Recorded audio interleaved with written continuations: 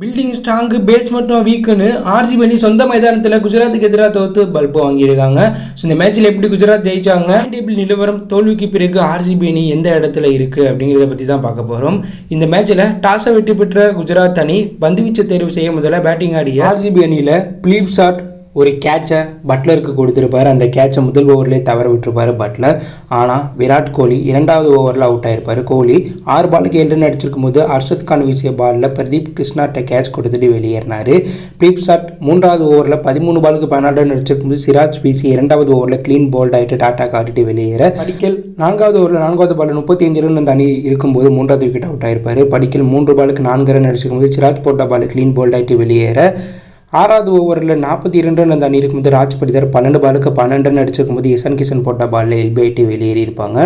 So RCB அணி 7 over முடிவில் 42 ரன்னுக்கு கம்மியாக தான் அடிச்சிருப்பாங்க, 4 விக்கெட்டை இழந்திருப்பாங்க. அந்த நிலையில் பார்ட்டிசிபேட் அமைச்சர் திசை சர்மா, லிவிங்ஸ்டன் கொஞ்சம் ஆர்சிபி அணியை தேர்த்திருப்பாங்க. ஜிதேஷ் சர்மா 21 பாலுக்கு 33 ரன் அடிச்சிருக்கும் போது சாய் கிஷோர் போட்ட பால் வாத்தியாட்ட கேட்ச் கொடுத்துட்டு வெளியேற, லிவிங்ஸ்டன் 40 பாலுக்கு 54 ரன் அடிச்சிருக்கும் போது சிராஜ் போட்ட பாலில் பட்லர்ட்ட கேட்ச் கொடுத்துட்டு வெளியேறியிருப்பாங்க. டிம் டேவிட் கடைசியாக வந்து 18 பாலுக்கு 32 ரன் அடிக்க ஆர்சிபி அணி 20 ஓவர் முடிவில் 8 விக்கெட்டில் பிறகு 168 ஒரு டீசலான டார்கெட் அவங்க சொந்த மைதானத்தில் அடிச்சிருப்பாங்க. சிராஜ் 4 ஓவர் வீசி வெறும் 19 ரன்களை விட்டு கொடுத்து 3 விக்கெட்டும், சாய் கிஷோர் 4 ஓவர் வீசி 2 விக்கெட் எடுத்து சம்பவம் பண்ணியிருப்பாங்க.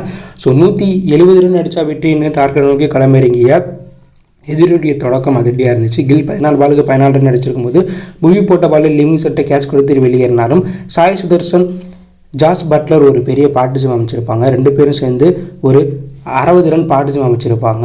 இதில் சாய் சுதர்சன் 39 பாலுக்கு 49 ரன், 7 பவுண்டரி ஒரு 6 அடிச்சிருக்கும் போது கசல்வுட் போட்ட பால ஜிதேஷ் சர்மாட்ட கேட்ச் கொடுத்துட்டு வெளியேற பட்லர், ரூதர்போர்ட் போட்டியை முடிச்சிருப்பாங்க. பட்லர் வெறும் 39 பாலுக்கு 23 ரன், 5 பவுண்டரி 6 6, 187 கிட்ட சைக்கெட் வச்சு கிரீஸில் இருந்திருப்பார். ரூதர்போர்ட் 17 பாலுக்கு 30 ரன் அடிச்சு கிரீஸில் இருந்திருப்பார்.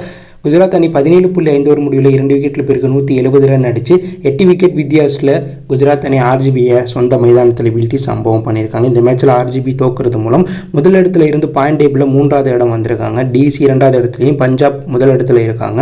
ஆர்சிபி பிச்சில் வெறும் 19 ரன்களை விட்டு கொடுத்து 3 முக்கிய விக்கெட் எடுத்து சம்பவம் பண்ணதுனால அவருக்கு player of the match award கொடுத்துருக்காங்க. ஆர்சிபி அணி சொந்த மைதானத்தில் விளையாண்ட முதல் மேட்சிலேயே தோத்து பல்பை வாங்கியிருக்காங்க. இதனால ஆர்சிபி விண்டேஜ் ஆர்சிபியை இயல்பு நிலைமைக்கு திரும்பியிருக்காங்கன்னு மீம் போட்டு ஆர்சிபியை கலாச்சிட்டு இருக்காங்க.